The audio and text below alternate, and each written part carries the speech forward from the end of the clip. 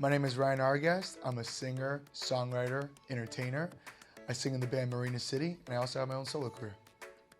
I was born in Chicago, and this is where I really started finding my love for music. My parents were really big into music. My mom was a little disco, my dad was more rock and roll. So I had both of those two upbringings together. When we moved to Plainfield when I was about 12 years old, it was a culture shock for me because I wasn't used to the quiet streets. I was used to always having the buzz around town. And I think that's something that made me go into music more, is to always make more noise. And I was bringing that over into Plainfield, and that's where I started my own rock band. What inspired me to become a musician was music was always in my blood. Like, it was never something that I was not interested in. The only thing though is that I actually never had like another person in my life that was actually doing music. It was just something that was like mine. It was what I was good at, and at like 3 years old, I was making my own songs. Like Pikachu, I love you, I want some toys. I was like making anything I could. My parents always encouraged it. So I will say that I was inspired by them allowing me being who I am. Marina City actually started at Columbia College. I had a band all through high school. We broke up. I started doing this solo project, and I went by the name Ryan Allen, and I was signed to this production company that was doing the same thing with like Jamie Foxx, Selena Johnson, Snoop Dogg, the list goes on and on. They wanted to have their own Justin Bieber. So they signed me as a 17-year-old kid to do like some bubblegum pop kind of music. I had a backing band. I got really close with the backing band, but I wasn't really into the music as much. It just wasn't my vibe. I wanted a little bit more edge to it. So when my year contract was up and I had the option to resign, I chose not to, but instead asked all the guys in the band if they wanted to have a clean slate and start the band over. And which what we did then, back in 2011, started releasing music in 2012, and the rest is history from there. One of the biggest things that really changed the band was our first tour ever. We were going to go down to South by Southwest in Austin, Texas. A booking agent was like, hey, I got these like 4 gigs for you guys to play. You guys can come all the way down here. I'll pay you guys. You'll have room and board, food. There'll be equipment here for you. But for us, we're like, we're going to still bring in equipment anyways just because we like to use ours. So that's why we got it, right? So we went down to Austin, Texas. Took us about 24 hours to get down there. As we get down there, we decided we're going to go check out like some of the venues that we're playing and see what they're like. So we go and we noticed that on one of the venues, they didn't have our name on a poster. We thought, we're probably the smallest band here, so they probably just couldn't fit everyone's names.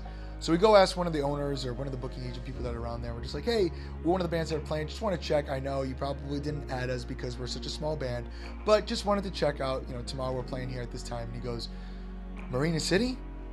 Oh, no, I don't have you on here.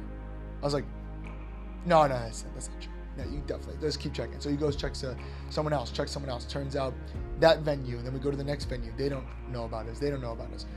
Turns out the guy who booked us 4 shows actually just stole $1,400 from us because he asked for a guarantee up front to pay for all the fees or whatever. Now, mind you, I'm 19 years old.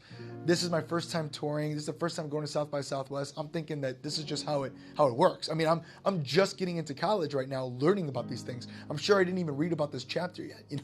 So when he says, hey, $1,400, it's like, well, it's a little expensive, but nothing crazy. This is what we do. It's 4 shows. We get down there. Honestly, at the grand scheme of things, like $1,400 to make a band go 24 hours down to Austin, Texas is just like lie to them. It's kind of a wild, like that's how much you just needed $1,400 that bad. But we call them. We try to figure out what we're going to do. We're freaking out. We end up sleeping under this bridge called the Bat Bridge, which is exactly what it sounds like.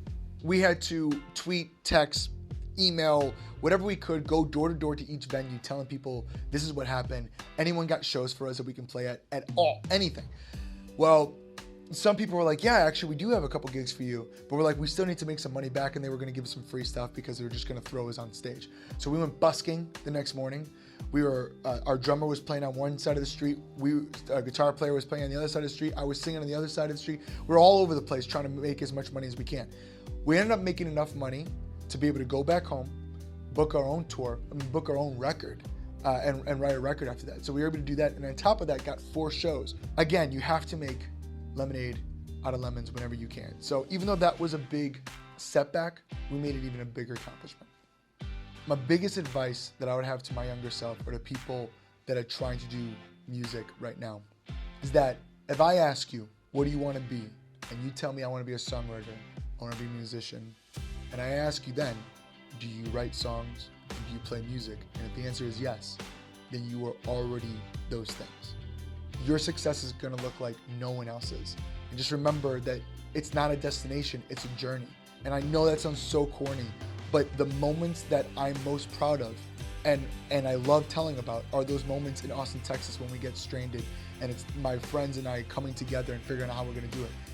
I never learned anything about a show. In fact, I forget most of the shows. It's the things that happen in between the shows that are really, really exciting. And those are the stories that I want to tell my grandkids.